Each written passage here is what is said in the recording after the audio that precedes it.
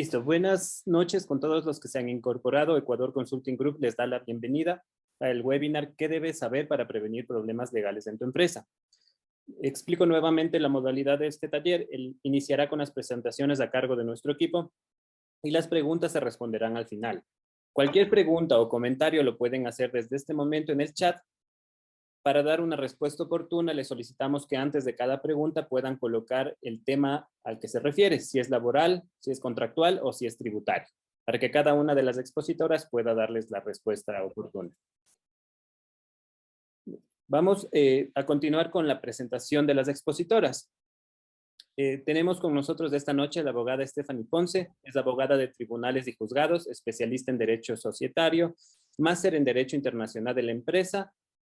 Tiene recursos en Derecho Constitucional, Societario, Propiedad Intelectual y métodos alternos de solución de conflictos. También tenemos con nosotros a la abogada Andrea Sánchez, abogada de juzgados y tribunales con mención en Derecho Penal, máster en Derecho Procesal. Ha hecho cursos de Derecho Procesal, conferencias sobre el Código Orgánico General de Procesos, prácticas de litigación oral y garantismo constitucional. Por último, tenemos con nosotros a la abogada Gabriela Soriano, abogada de juzgados y tribunales con mención en Intercultural Studies. Se destacó en New York dentro del Dean Liz Spring en 2017. En 2015 fue seleccionada para integrar el Parlamento Andino Universitario y ha sido asistente de jueces de garantías penales y corte provincial. Es mediadora especializada. Vamos a continuar con la primera presentación. Nelly, por favor, nos ayudas con eso.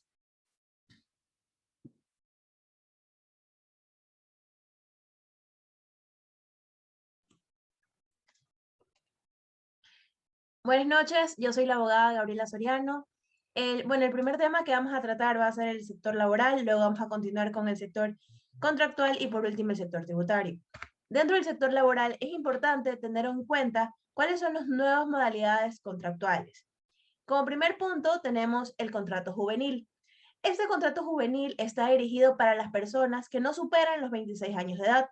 Su objeto es regular la modalidad de contratación de los trabajadores de hasta los 26 años de edad. Siguiente.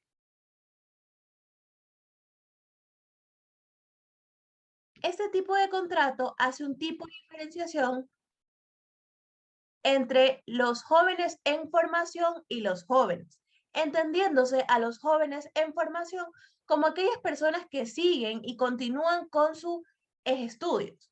Entonces, este tipo de contrato incentiva a aquellas personas que aún se encuentran estudiando y no superen los 26 años de edad a tener un trabajo. Estas características de este tipo de contrato es que tiene un plazo hasta un año, tiene un periodo de prueba de 90 días. Este tipo de contrato puede ser tanto en modalidad presencial o teletrabajo y se puede dar una renovación de hasta un año, teniendo en cuenta que la persona al renovar el contrato no puede superar los 26 años de edad. La remuneración para los jóvenes se hace una pequeña distinción entre los jóvenes en formación y los jóvenes, puesto que los jóvenes en formación, al realizar todavía sus estudios y no completar una jornada completa, su remuneración no puede ser inferior al 83% del salario base. Mientras tanto, que para los jóvenes no puede ser inferior al salario básico unificado. Siguiente.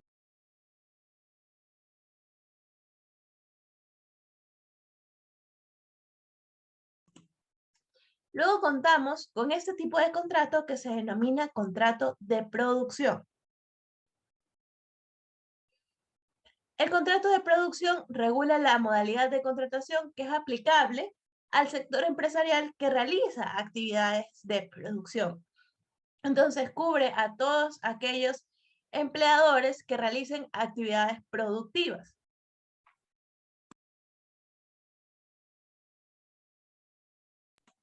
El plazo de este tipo de contrato puede ser de hasta un año.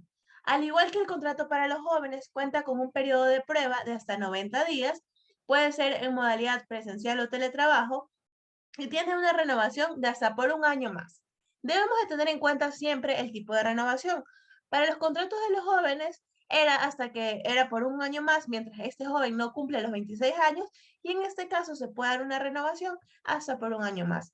La remuneración no puede ser inferior a un salario básico unificado y la terminación es una vez que se concluya el plazo. Siguiente. Luego tenemos el contrato especial para sectores turísticos, cultural y creativo. Este tipo de contrato, siguiente.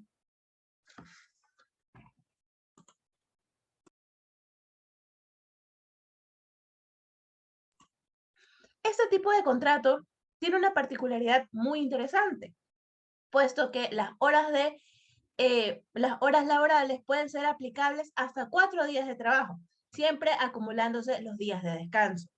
Estas jornadas continuas pueden darse de 20 días hasta los 70 días. Esto es exclusivo para los empleadores que realicen actividades o presten servicios turísticos, culturales y o creativos. El plazo de renovación es de hasta un año. Adicional, puede ser con modalidad presencial o teletrabajo y la remuneración no puede ser inferior a un salario básico unificado o a los salarios sectoriales para la jornada completa o parcial. Debemos de tener en cuenta que el 10% que se da de propina no incluye a la remuneración. Asimismo, ningún tipo de propina se incluye a la remuneración que recibe el empleado dentro de este tipo de contrato. Siguiente. Luego contamos con un contrato de emprendimiento. Ecuador es un país de emprendedores. Entonces, este tipo de contrato se lo nació y se lo realizó puesto que Ecuador, entre un gran porcentaje, es de emprendimiento. Entonces, este regula el régimen especial de contratación de trabajadores aplicable a nuevos emprendimientos. Para poder hacer uso de este contrato, nosotros debemos estar suscritos al RNE, que es la Regulación Nacional de Emprendedores.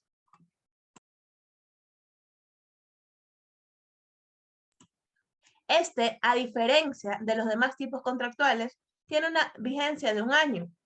Sin embargo, se puede aplazar hasta que dure nuestro RNE, que puede ser hasta 5 años. Los empleadores, como ya lo indiqué, deben constar inscritos en el RNE, el contrato de indicación expresa del emprendimiento cuyo desarrollo se pretende. Asimismo, se puede dar una jornada presencial o teletrabajo y la remuneración no puede ser inferior a un salario básico unificado o a los salarios sectoriales para la jornada completa o parcial. Esta relación de trabajo terminará una vez concluido el plazo del contrato. Siguiente.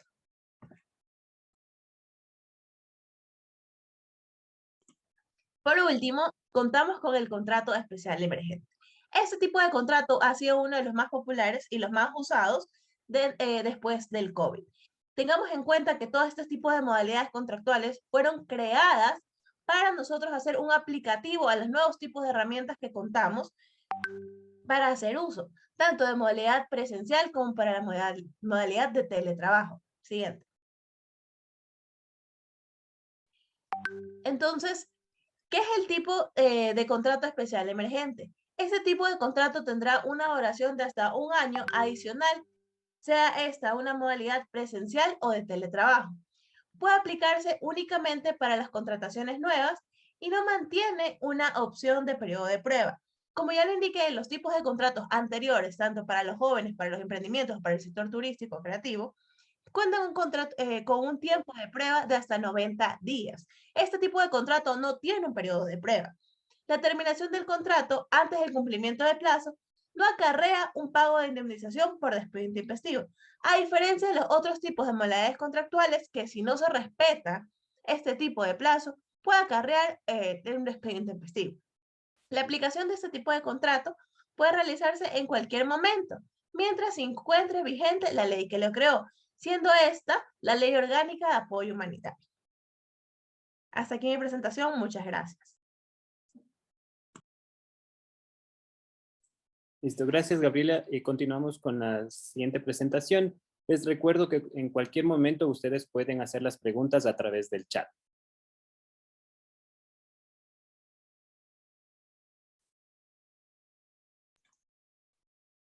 Nelly, continuamos con la siguiente presentación.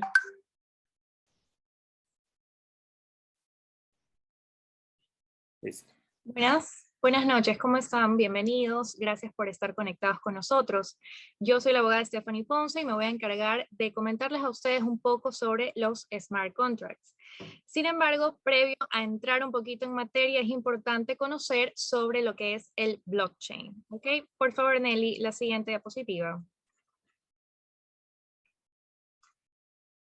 Gracias. Para poder entender lo que es el smart contract es necesario tener claro el término blockchain o lo que es la cadena de bloques en español, ya que eso cumple una función muy importante para que los contratos inteligentes puedan cumplirse de manera correcta.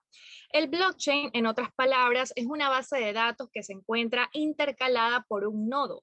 Los nodos son ese punto de conexión en el que antes de una descarga o en la ejecución de determinado programa se convierte en una red descentralizada de los blockchain y es así que en cada bloque se almacenan todos los datos registrados, como las transacciones realizadas, informaciones como fechas en las que se ejecutaron dichas transacciones, las cuales se las va agrupando en bloques y es así como existe ese vínculo entre un bloque y el otro. De esta manera pasa a ser una base de datos. Como mencioné anteriormente, cada bloque se encuentra matemáticamente vinculado con el otro y se dice matemáticamente ya que cada bloque tiene una serie de códigos informáticos. Es por esto que entre sus características más destacables es que son seguras ya que se vuelven inalterables. Siguiente, por favor. Gracias. Respecto a lo que son los smart contracts, estos también son conocidos como los contratos electrónicos, tienen una codificación mediante una tecnología denominada blockchain, que es la que acabamos de hablar, que permite la ejecución automatizada del resto del contrato sin que pueda caber algún tipo de modificación, bloqueo, inejecución de la prestación debida. La ejecución de este contrato no requiere de ningún tipo de intervención humana para que puedan celebrarse, como lo que son los contratos tradicionales y que todos conocemos, los de papel.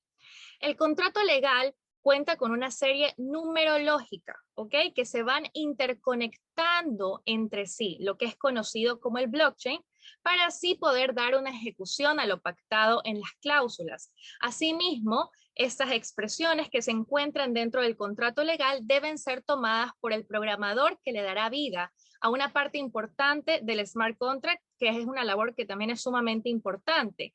Todo lo que es el trabajo para la elaboración del smart contract siempre tiene que ser de la mano del programador informático. ¿Cuál es la importancia en este caso del abogado? Es el que le va a dar el lenguaje jurídico a este contrato electrónico para que éste pueda ser ejecutable más adelante.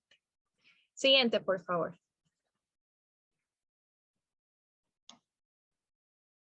Respecto a los smart contracts en el Ecuador.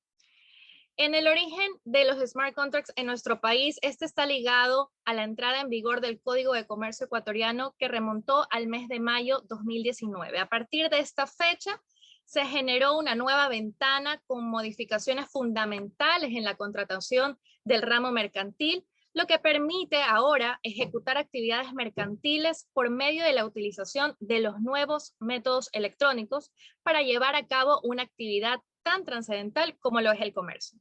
Con el pasar de los años, hemos visto las nuevas plataformas que en línea facilitan las relaciones vendedor-consumidor, llevándolas a cabo de forma informal, lo cual ha ido modificándose para poder permitir efectuarlas en un formato que les conceda validez y protección legal a ambas partes involucradas. No obstante, la consideración de estos acuerdos dentro del Código de Comercio ecuatoriano implica también una percepción distinta o alterna a los contratos, aunque de igual forma, lo anterior planteado no significa que el smart contract desplace al que conocemos de forma tradicional de efectuar los contratos. Respecto a lo tratado en el párrafo anterior que mencioné, el título tercero del Código de Comercio especifica en su artículo 77 y los reconoce a los contratos inteligentes como aquellos producidos por programas informáticos que son usados por dos o más partes, que acuerdan cláusulas y se suscriben de manera electrónica. El programa de contrato inteligente permite facilitar la firma o expresión de la voluntad de las partes, así como asegura su cumplimiento mediante disposiciones instruidas por las partes que pueden incluso ser cumplidas automáticamente, ya sea por el propio programa o por una entidad financiera u otra, si a la firma del contrato las partes establecen esa disposición. Cuando se dispara una condición preprogramada por las partes, no sujeta a ningún tipo de valoración humana, el contrato inteligente ejecuta la cláusula contractual correspondiente. A falta de estipulación contractual, los administradores de dicho programa o quienes tengan su control serán los responsables por las obligaciones contractuales y excontractuales que se desprendan de estos contratos celebrados de esta forma, y en todo caso, pues serán aplicables las disposiciones que protegen los derechos de los consumidores. Aquí hemos visto lo que se ve en el Código de Comercio que tenemos desde el 2019 en nuestra legislación ecuatoriana. Como podemos ver, dice y resume bastante bien lo que es el Smart Contract y cómo lo reconocen las regulaciones en el Código de Comercio. Si se fijan, no existe una delimitación respecto a qué sector del comercio está destinado el Smart Contract. El Código de Comercio reconoce todas las actividades que se encuentren de manera lícita, ¿ok? Todas aquellas actividades de comercio sin importar su tamaño, no importa el tipo de negocio que usted tenga, el emprendimiento que usted tenga. No importa si está empezando, no importa si es una gran empresa. Si usted tiene una actividad económica de comercio reconocida por la legislación, es suficiente para que usted pueda aplicar el artículo 77 del Código de Comercio. De igual manera, también se menciona en la Ley de Comercio Electrónico firmas y mensajes de datos en su artículo 45. Este reconoce y otorga la efectividad legal en los convenios llevados a cabo por los medios de métodos electrónicos. Los contratos pueden ser instrumentados mediante mensajes de datos. No se negará ni tampoco su validez o su fuerza obligatoria a un contrato por la sola razón de haberse utilizado en su formación uno o más mensajes de datos. Y esto consta en la Ley de Comercio Electrónico, Firmas y Mensajes de Datos, dándole más fuerza y seguridad jurídica a la figura de los smart contracts en el Ecuador. Por lo que en el panorama jurídico de nuestro país es bastante favorable utilizar este método de contrato inteligente para los negocios, ya que muestra este sustento legal actualizado al respecto, que de igual forma propicia la creación de una nueva normativa. Sin embargo, es conveniente examinar un poco también ya desde el punto de vista jurídico la aplicación de los mismos para cada negocio. Siguiente, por favor. Siguiente. Gracias. Vamos a conocer un poco sobre los elementos constitutivos de los smart contracts. Tenemos lo que es la capacidad legal, la voluntad, consentimiento de las partes, el objeto lícito y la causa lícita. Respecto a la capacidad legal, si ustedes se fijan, es exactamente uno de los requisitos que nos exigen para los contratos tradicionales. Un ejemplo de estos, de que estemos mentalmente al 100%, de que no seamos dementes, que no seamos interdictos, o tengamos algún tipo de discapacidad mental para nosotros poder suscribir algún tipo de contrato. Estos elementos que vemos aquí son exactamente los mismos que me exigen para el contrato tradicional. Tenemos lo que es la voluntad, el consentimiento de las partes. Este elemento constitutivo es bastante esencial para cuando las personas quieren contraer algún tipo de obligación y quieren realizar transacciones, llegar a acuerdos y negocios. La voluntad es lo que define si este contrato es o no viable. ¿Por qué? Porque nadie puede contratar algo o contraer algún tipo de transacción con alguna obligación si yo no estoy de acuerdo. Nadie puede ser obligado a nada. Entonces, si está expresamente esta voluntad, y ahí es cuando va el acompañamiento del abogado para que en el lenguaje informático se entienda esta voluntad de manera jurídica, va a hacer que este contrato, el smart contract, tenga la validez jurídica necesaria para que pueda ser al día de mañana ejecutable. Y respecto al objeto lícito y la causa lícita, si bien es cierto, pues dentro de las actividades comerciales que reconoce el Ecuador, probablemente no se encuentren algunas que en otros países como en Europa o en Estados Unidos o en Australia no hay ningún problema de manejarlas o tener negocios respecto a eso. Sin embargo, es importante que se revise la actividad económica de cada negocio, que la misma se encuentre bajo las regulaciones correspondientes y que se sepa de que el objeto de este contrato sea enlazado con las regulaciones que se encuentran actualmente bajo el Código de Comercio y también lo que es la Superintendencia de Compañías, que es la entidad correspondiente a regular todas estas empresas constituidas en el Ecuador. Siguiente, por favor. Ahora, respecto a las características de los smart contracts, tenemos 5 puntos importantísimos. La naturaleza y el consenso, que es lo que mencionamos hace unos momentos. El consenso es una de las características más importantes. Recordemos que no es lo mismo el contrato tradicional al que nosotros estamos acostumbrados. Muchas personas que se vea que la firma es igual a la cédula, que tengamos la huella digital, tomémonos una foto firmando el contrato, veamos que todo está correcto. De manera electrónica, por eso es la importancia el programador y el abogado que estén en la misma página, para que la expresión de consenso sea clara. Ya puede ser con una firma electrónica, que muchos aquí ya tenemos una y realizamos incluso trámites a nivel gubernamental como ante el SRI. Podemos nosotros presentar nuestras declaraciones con una firma electrónica y esta es una manera de expresar nuestro consenso y de que estamos de acuerdo con lo que estamos presentando. Respecto al segundo punto, que sea ejecutable. Cuando quiere decir que es ejecutable, quiere decir que los términos en los cuales tiene que ser redactado este smart contract con los códigos informáticos es para que al día de mañana, si usted ve algún tipo de incumplimiento, digamos que usted es el dueño de su negocio y una de las condiciones era el pago todos los días 15 de cada mes. Vio que no se realizó el pago, pero usted resulta que en la codificación de su contrato no se expresó de manera correcta que al momento de que no haya un pago, se tiene que cancelar el servicio o el envío de un producto. En el momento en el que esto falla, yo no lo puedo ejecutar, incluso aunque lo quiera llevar a una solución de conflictos, ya sea en un método alterno como el arbitraje o una mediación.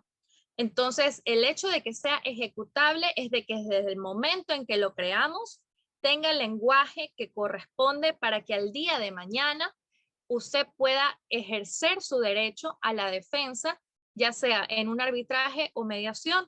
Caso contrario, si el lenguaje que no fue utilizado de manera correcta le va a impedir, aunque usted tenga el 100% de la razón. Respecto a la seguridad, en este caso, como mencioné en el inicio de mi intervención, tenemos el blockchain. El blockchain es una de las características más importantes, es la seguridad. ¿Por qué? Porque se crean códigos y que va dejando todos los movimientos y modificaciones que se vayan realizando al mismo, pero tampoco permite modificaciones aleatorias, sino que tienen que existir una coordinación entre el programador, el dueño del contrato y el abogado, obviamente, para que esto sea correctamente blindado de manera informática. ¿Ok? Respecto a la descentralización. La descentralización básicamente es dejar que todo fluya de manera rápida, sin necesidad de yo tener a una persona específica dedicada a eso. Yo ya dejo de tener un área específica para la revisión de contratos, un área específica para que me digan, ya el contrato 1 está pendiente de cobro, por favor cobremos. El contrato 2 cayó en incumplimiento hace 2 meses y recién nos estamos enterando. El contrato 3 recibió el producto, lo devolvió, pero nunca nadie me dijo nada, etcétera. Esta descentralización sí es importante porque incluso se va entrelazando con el quinto punto, que es el automatismo. Al momento que tenemos el smart contract que trabaja prácticamente solo, se ejecuta solo, es el que yo le ordeno al momento en que lo programo, cómo me da la alerta, cuándo me tiene que ya alertar, qué maneras de recordatorios le puedo yo dar a la otra persona. Todo esto desde el punto de vista, desde que yo soy la dueña del negocio. Yo soy la dueña del emprendimiento. Ojo, puedo tener cualquier tipo de emprendimiento o puedo tener cualquier negocio, puedo dar servicios o productos. A partir de la pandemia, muchas empresas y muchas personas que brindan sus servicios tuvieron que apostar por esta presencia digital. Esta presencia digital los volcó a tener que tomar decisiones como crear páginas web, crear links, crear productos, correos electrónicos, etcétera, etcétera. ¿Qué sucede con estos negocios que solamente se quedan a ese nivel y no logran subir el escalón porque mantienen en cambio contratos tradicionales para la prestación de sus servicios o para la venta de sus productos? Hemos visto en otros sectores del comercio, como es el financiero, el de seguros, tanto de salud como de seguros en general. Todos hemos tenido ya una dinámica, una interacción con los contratos electrónicos y probablemente no nos hemos dado ni cuenta. Cuando nosotros entramos a la página de nuestro banco y en el momento que nos hace dar una lectura a algo y aplastamos el botón que dice aceptar, en ese momento nosotros estamos expresando nuestro consenso en lo que nos están planteando, se está haciendo ejecutable, hay una seguridad, están descentralizando el banco totalmente de un departamento para que esté en revisión de esto y el automatismo, porque de manera inmediata ya le está diciendo al banco, Stephanie Ponce está de acuerdo con lo que le acabas de decir y vamos a proceder con lo que ella ha solicitado. De igual manera, con la contratación de los seguros durante la pandemia, muchos enviaron contratos electrónicos a los correos de las personas que deseaban adquirir dichos seguros. Al momento de que les enviaban un link de acceso, usted ingresa a los contratos, y estoy hablando de aquí, Ecuador, 2021, 2022, ha ocurrido esto. Usted va aplazando aceptar, aceptar, aceptar, está expresando su consenso. Automáticamente le llega su correo, usted ha aceptado de manera electrónica el contrato electrónico con la aseguradora número tal, etcétera, etcétera, el número de su póliza es tal y su contrato va a tener una duración de tal año a tal año, usted va a tener que pagar entre estas fechas, su método de pago escogido es este y solito se cobra. Usted no se movió de su casa, el seguro tampoco ha ido a su casa, no han tenido que perder tiempo tampoco en reuniones, en tráfico, papeles, y usted lo tiene siempre a su alcance. Entonces, desde el punto de vista de los smart contracts y la presencia aquí en el Ecuador, actualmente se encuentra explotado y se le ha sacado mucho provecho a este sector un poco más grande, como es el financiero y el de seguros y también lo de salud. Sin embargo, no está limitado a ese sector del comercio y eso es lo que tratamos de hacer en este momento con este webinar, indicándoles que cada negocio tiene sus particularidades, cada negocio tiene que ver en algún momento, ok, este tipo de contrato que yo estoy teniendo en mi empresa es uno de los casos que me ahorraría muchísimo tiempo, me ahorraría muchísimo dinero si lo puedo hacer con un contrato que yo ya lo tengo automatizado, simplemente proporciono un link en mi página web y lo procedo a realizar. Tengo un nuevo cliente, lo fidelizo, le mantengo una comunicación clara, el cliente entiende cuándo tiene que pagar, cuál es el servicio que va a recibir o cuál es el producto que lo va a recibir. Y en el caso de que algo suceda, que ya algún tipo de controversia surja, que al día de mañana tanto el negocio como el cliente o el consumidor en este caso está recibiendo, sepa cómo también puede llegar a solucionarlo de una manera pues, más amigable en una mediación o más en derecho en el arbitraje. Hasta aquí mi intervención. Muchísimas gracias por la atención. Cualquier pregunta, pues al final entiendo que las vamos a recibir. Sí, gracias, Stephanie. Vamos a continuar con la siguiente presentación. Les recuerdo que igual todas las preguntas lo pueden hacer a través del chat. Al final de todas las presentaciones se les va a dar respuesta.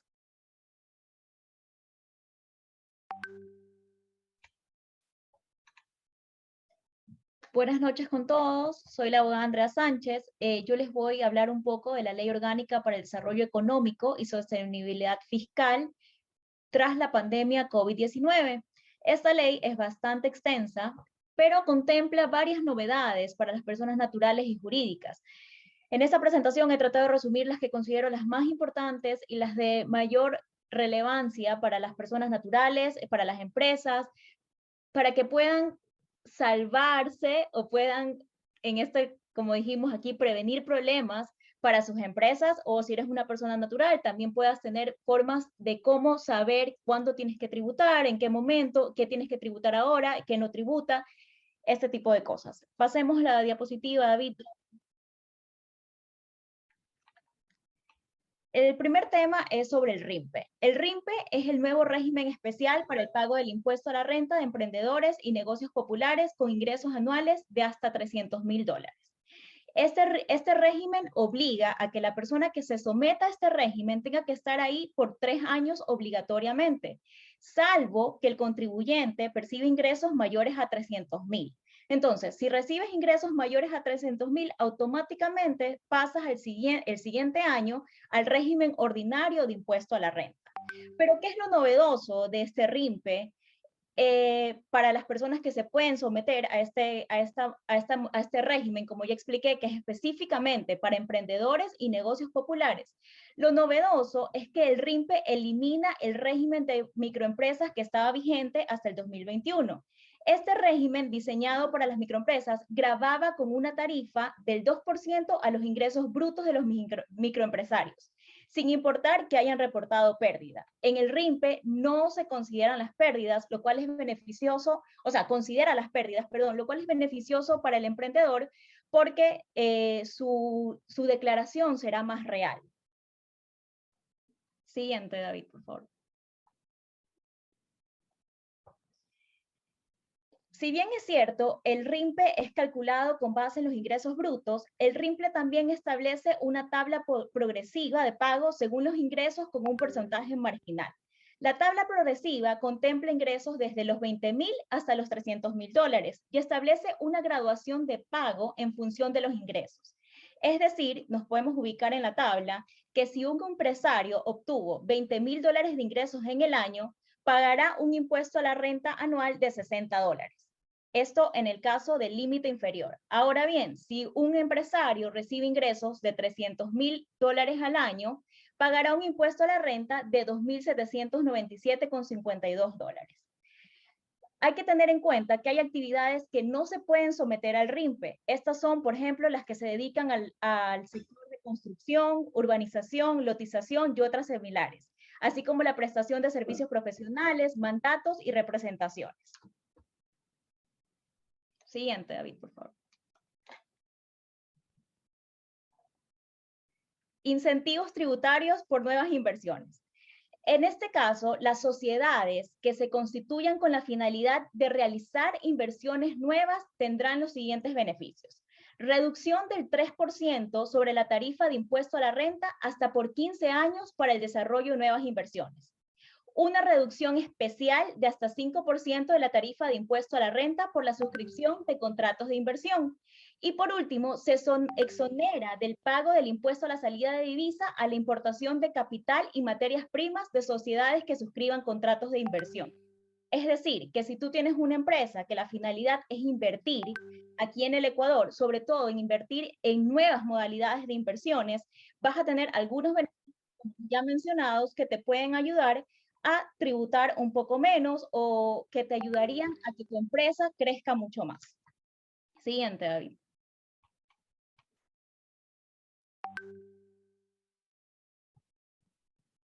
David, siguiente. Oh, Nelly, ¿me ayudan con las? Gracias.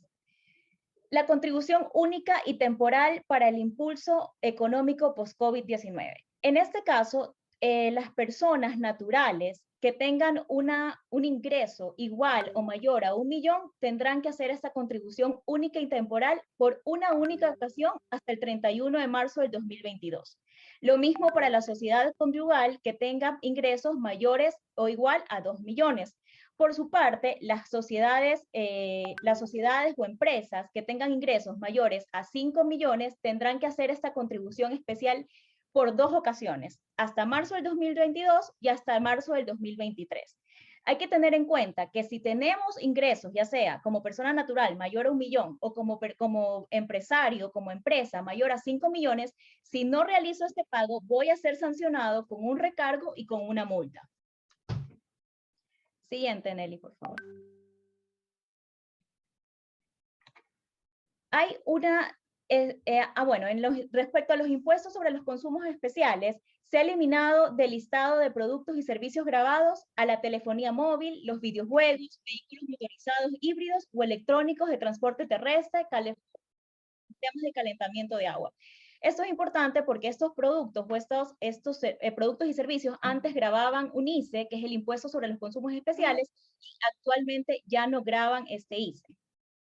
Es decir, ya no pagan este impuesto. Siguiente, Nelly. Respecto al impuesto sobre el valor agregado o el IVA, asimismo, así como en la anterior diapositiva hablábamos de qué productos y servicios no iban a pagar el impuesto a los consumos especiales, en esta ley se trata de incentivar que ciertos productos no tengan IVA.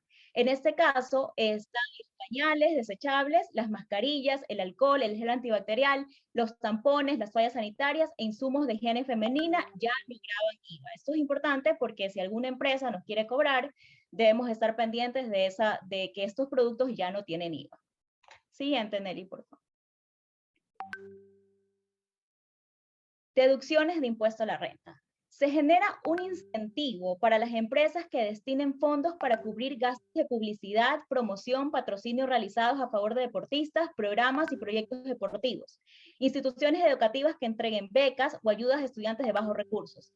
También entra en esta categoría los gastos por organización, patrocinio de eventos culturales, aportes para proyectos de protección ambiental. Es decir, si yo tengo una compañía y quiero verme beneficiado de esta deducción del impuesto a la renta de casi el 150% aproximadamente, puedo hacer un patrocinio a un deportista. Me invento, una compañía X quiere patrocinar a Richard Carapaz y le entrega este sponsor o le entrega este incentivo a él y así también el SRI te incentiva y te hace esta deducción al impuesto a la renta. Así también puedes hacer promoción de eventos culturales o puedes incentivar temas de medio ambiente o publicidad a favor de deportistas. Todo esto genera una deducción del IVA del 150% para cualquier empresa que realice esto. Ahora bien, si su empresa o tu sociedad se dedica a temas educativos, ya sea venta de libros, que lleven consigo temas relacionados a la educación también y fomentas entregando incentivos para becas, para universidades, para escuelas, también te vas a ver beneficiado de esta deducción del 150 del impuesto a la renta. Siguiente, Nelly, por favor. Y por último, es muy importante, se exonera el impuesto a las herencias. Antes de esta ley, antes de la presente reforma, no existía exoneración, únicamente una reducción del 50% de las tarifas en la transferencia de los bienes, sí, específicamente la herencia. Sin embargo, con esta ley se eliminó por completo el impuesto a la herencia, lo cual es muy beneficioso para las personas que quieran dejar herencias a sus familiares. Hasta aquí, respecto a la ley, vamos a recibir las preguntas. Creo, David, estás a cargo de ese tema. Listo, gracias, Andrea. Con todos vamos a iniciar con la parte de las preguntas. Les recuerdo que todas las preguntas las pueden hacer a través del chat. Listo, vamos a iniciar con las preguntas. Tenemos una pregunta. Si una persona está trabajando y decide estudiar y la empresa opta por despedirle, ¿cómo podría optar esta persona? ¿Qué podría hacer? Bueno, recordemos que cuando una persona entra a trabajar, existen los tipos de modalidades. Entonces, si esta persona entra a trabajar con un contrato indefinido y luego esta persona decide estudiar y lo deciden despedir, puede acogerse a un despido intempestivo. Listo. Respecto a la vulneración de confidencialidad de nuestra información, ¿qué podemos hacer como público? Por parte, por ejemplo, nos dice que las empresas de seguros o financieras han accedido a nuestra información. ¿Qué se puede hacer?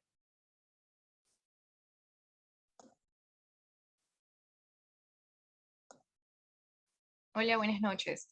Respecto a esta pregunta, existe la Ley de Protección de Datos, ¿ok?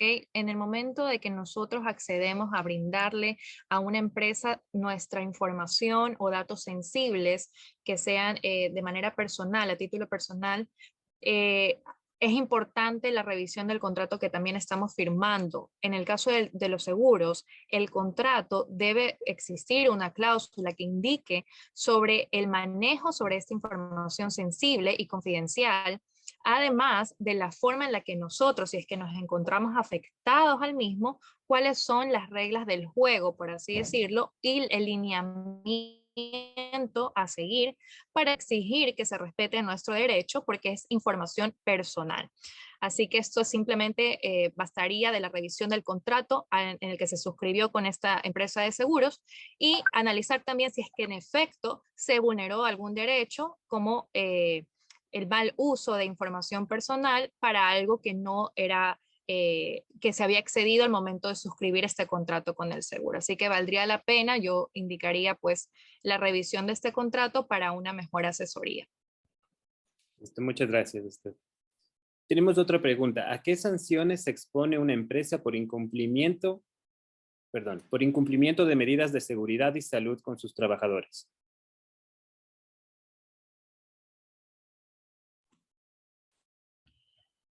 Bueno, todos los tipos de sanciones están recopiladas dentro del Código de Trabajo.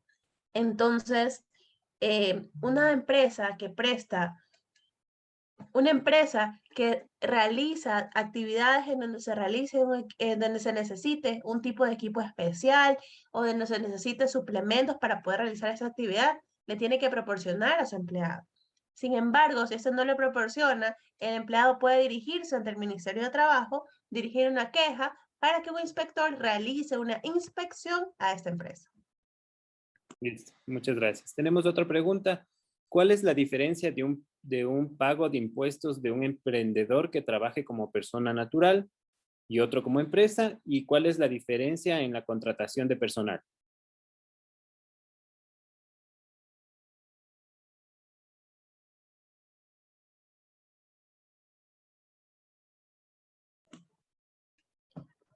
Bueno, yo voy a hablar sobre los tipos de contrataciones. Ya. Entonces, en la parte del contrato, una persona al generar un contrato, al crear un contrato, esta se adscribe a un tipo de modalidad. Entonces, si esta persona quiere estar bajo el régimen de un contrato de emprendedores, se adscribe a esta modalidad. Sin embargo, si no presenta su RNE, el contrato que se realice va a ser un contrato indefinido. Listo. Y respecto a la parte de pagos de impuestos, Andrea, si nos puedes ayudar. Sí, gracias, David. Bueno, esto va a depender del qué tipo de servicio brindas. Porque, por ejemplo, no todos, como dije al principio de la intervención, no todos podemos entrar a lo que es el RIMPE, porque el RIMPE es específicamente para emprendedores, así que si eres un emprendedor que no facturas más de $300,000, puedes someterte a este régimen del RIMPE. Ahora bien, si tú eres una persona que sí, igual no factura más de $300,000, pero tú brindas servicios, en mi caso, de abogada, yo tengo que someterme al RUC. Entonces, de eso va a depender del giro de tu negocio o del servicio que brindes o el producto que vendes, va a depender a qué modalidad te sometes, al RIMPE, al RUC o a cualquier otra modalidad que brinde el SRI. Listo. Otra pregunta. Por la pandemia de COVID, ¿qué modificaciones hubo en el tema de contratos laborales? Bueno, por la pandemia es que se crearon estos nuevos tipos de modalidades contractuales. El primer tipo de contrato que nosotros podemos ver es el contrato emergente. Sin embargo, luego con el paso del tiempo se crearon las otras 4 modalidades contractuales, como lo son el contrato de jóvenes, el de productores, el de emprendimiento y el turístico. Entonces, estos tipos de modalidades fueron creadas a partir del COVID. Listo. Con los asistentes, si tienen alguna otra consulta, la pueden hacer igual en el chat. Vamos a dar un tiempo para que puedan escribir sus preguntas o comentarios.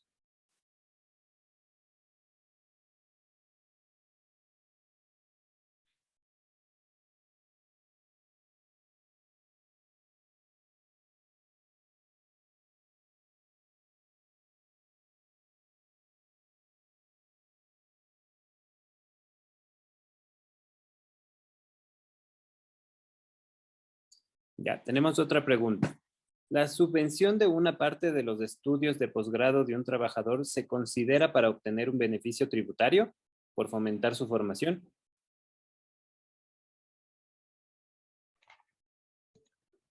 David, ¿puedes repetir la pregunta, porfa? Listo. Disculpa. La subvención de una parte de los estudios de un posgrado de un trabajador se considera para obtener un beneficio tributario.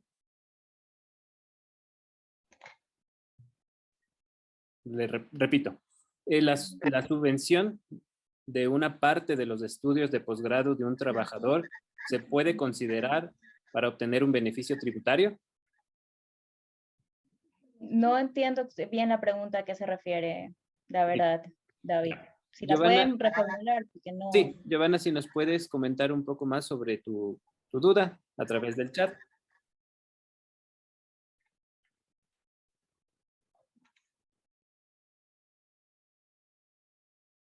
Ya. Andrea, la pregunta es si la parte que la persona usa para pagar un posgrado se puede considerar para temas tributarios.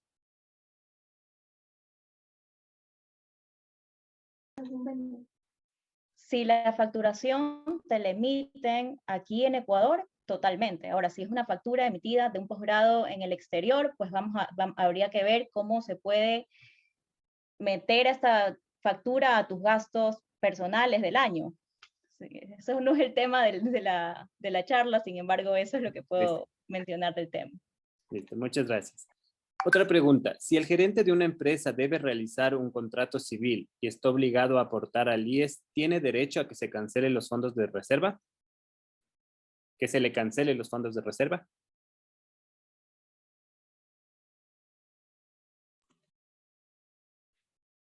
¿Un contrato civil o un contrato laboral? Vamos a Nicolás, si nos puedes especificar si es un contrato civil o es un contrato laboral. Hasta el momento vamos a continuar con otra pregunta. ¿Qué tipo de exoneración hay en el impuesto a la renta para una empresa que provee servicios profesionales solo al exterior? Gracias, David. Sí, ese es un tema importante porque sí hay exoneraciones a los ingresos al exterior para las personas que facturen hasta cierta cantidad. Entonces, si tú prestas servicios al exterior y estás facturando hasta cierta cantidad, exactamente no me acuerdo el número en este momento, pero sí hay exenciones para este tipo de personas. Entonces, sí, esta ley sí contempla excepciones para ese tipo de personas que factura al exterior o que tienen ingresos del exterior. Y mucho más si estamos hablando de personas que tienen inversiones que están trayendo para inversión aquí en el Ecuador, van a tener excepciones mucho mayores, tal como mencioné en la presentación.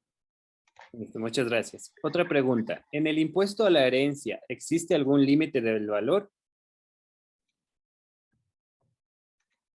Esto es No, ninguno. Listo. Ya. ¿La contratación de un trabajador por medio tiempo puede ser solo por factura?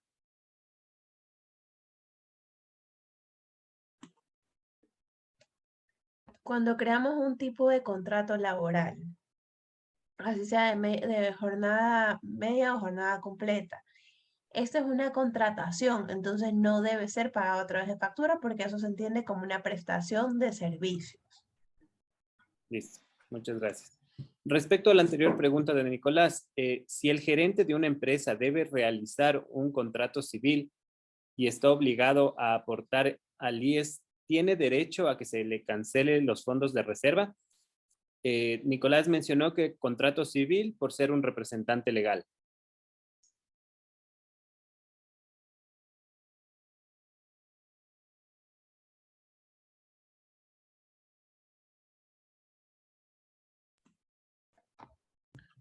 Bueno, entiendo entonces que se trata de la figura del gerente general, Ujú. que al estar afiliado requiere de beneficios. Entonces, bueno, entendamos que todos los tipos de contrataciones, cuando sean laborales, siempre tienen que estar afiliados al IES, porque eso es un requisito que contempla el Código de Trabajo.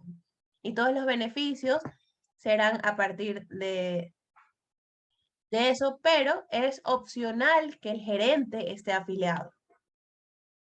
Muchas gracias.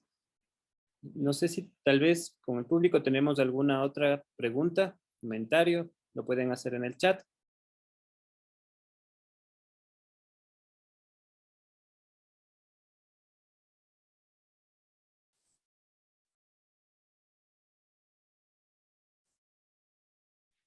Listo, bueno, si no hay más preguntas, les doy las gracias a todos los participantes por acompañarnos hoy.